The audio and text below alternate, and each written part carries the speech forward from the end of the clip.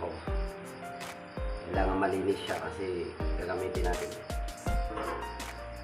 Ang gamit kong asukal is dalawang kilo at kalahati. Tuturo ko sa inyo kung paano maglagay ng tubig sa asukal. Paano niyo sila mapapalagkit or lapot. Kasi kalimitan kasi sa mga magtataho ang ginagamit nilang pangtaka sa tubig is 5 ounce. Pero siyempre ako, kasi kabisado ko naman na 3 ounce lang gamit ko.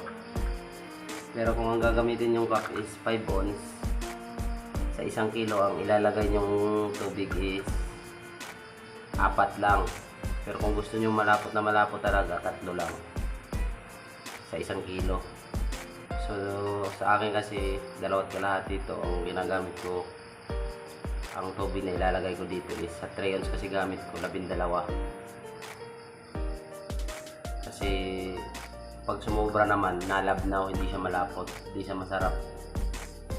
Lasang tubig lang siya. So ito guys, turo ko sa inyo.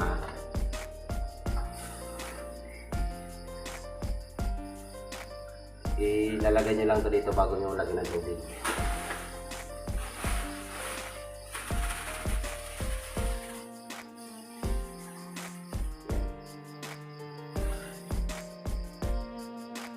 At syempre, kailangan may nakahanda na kayong tubig sa kitchen. Kasi pag naglagay kayo ng tubig, kailangan kontrolado lang para hindi siya lalabnaw.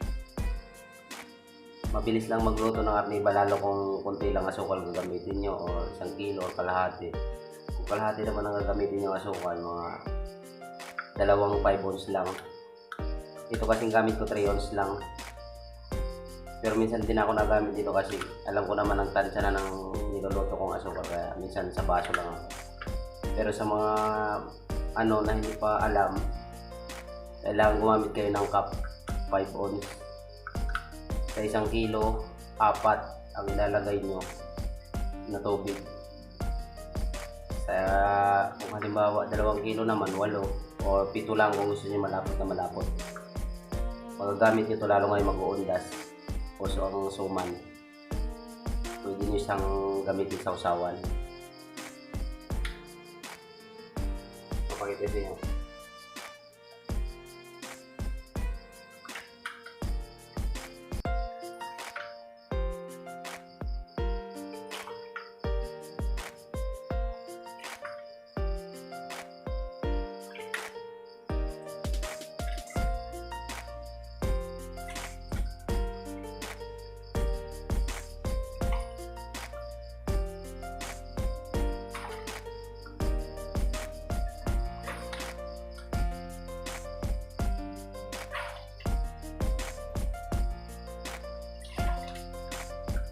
Ayan, nalagyan ko na ng tubig. Bubuksan na natin yung kalan.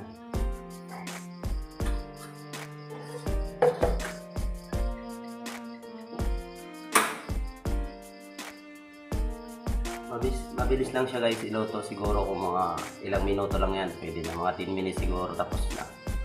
Kailangan nyo lang siya lagi babantayan guys, baka umapaw.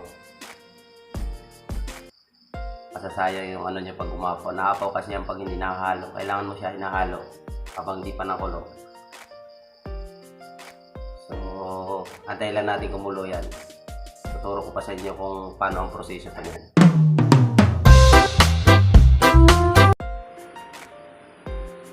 Ayan guys, pagka ganyan na pa siya, mabula na po siya, ibig sabihin po niya malapit na siyang kumulo. Ayan, kagaya niyan, naalsa na siya.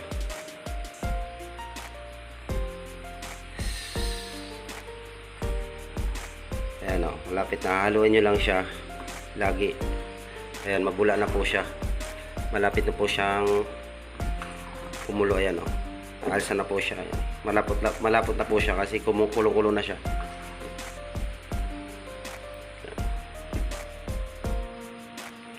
Pag ganyan po kakulo na siya, aabangan nyo lang po kasi mabilis po umapaw yan, kaya lagi nyo aabangan. Ayan, papatayin na natin siya. Ayan. So tapos ng pagluluto. So, ang kasunod naman is ganito guys. Ito. Yan.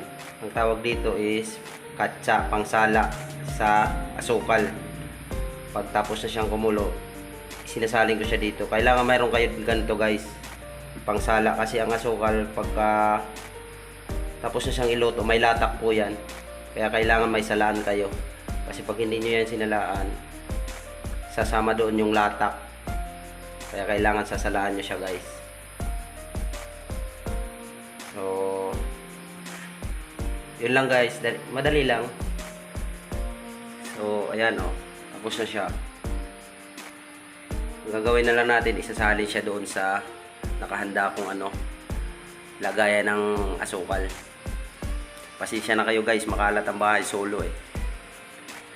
So ayan, papakita ko sa inyo kung paano magsalin.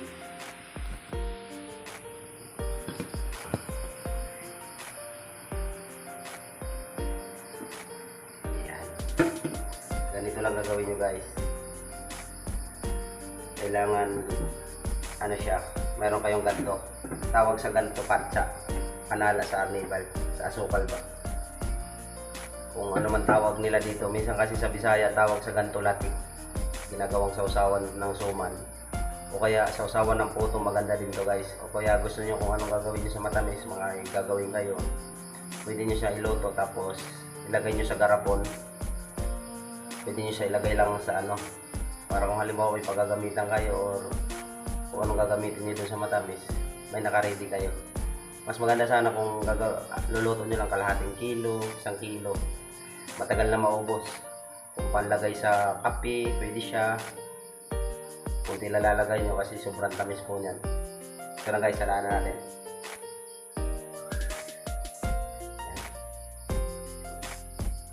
Ganito po siya.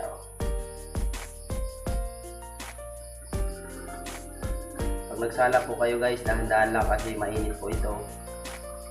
Iiwas nyo po yung mga bata. At sigurado lagnos.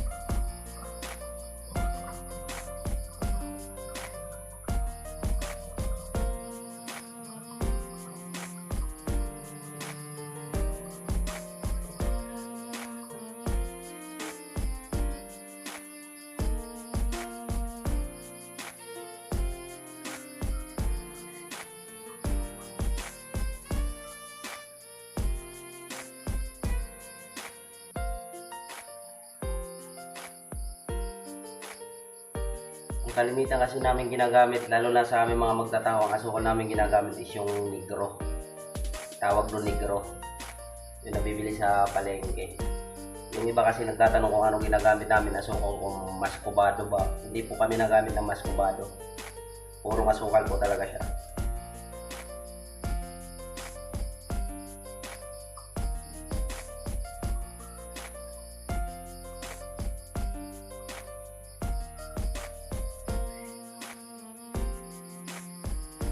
Madami kasi ang niluluto kong asukal gawa ng minsan mga soke ko, lalo mga soke ko, minsan gusto nila matamis. Meron naman ayaw sa matamis kasi takot magka-diabetes.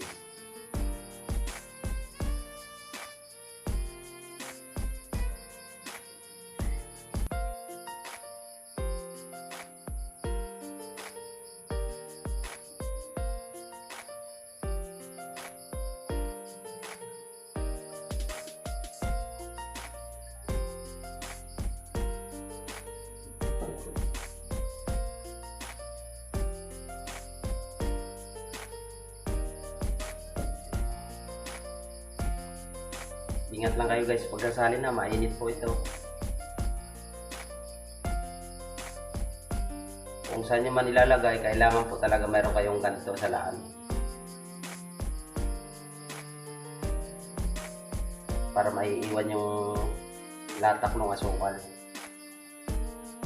Kasi ang asukal po ng negro guys, maliban sa white sugar, lahat po yan may latak pag niluto. Ang white sugar kasi walang latak pag niluto.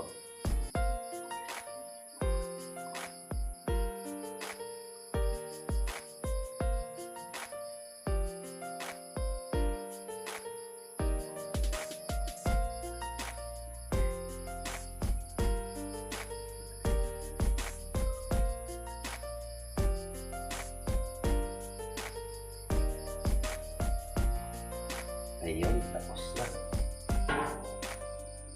Napakita ko sa inyo guys kung bakit kailangan nyo ng panala, kasi makikita nyo may latak kapag natapos na.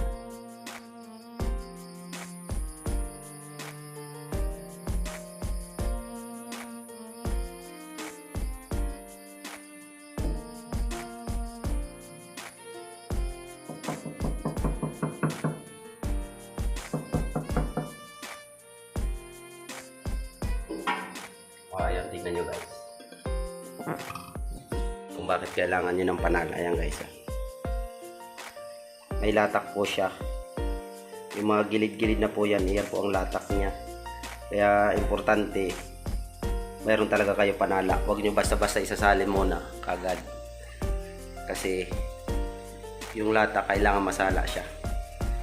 So ayun lang guys, salamat sa inyo. At syempre sa nagpapa-shoutout nga pala kay Marie Drio Pajares from USA, shoutout sa iyo. At syempre sa pamilya ko, Tinidero family, shoutout sa inyong Mapanas, Northern Samar.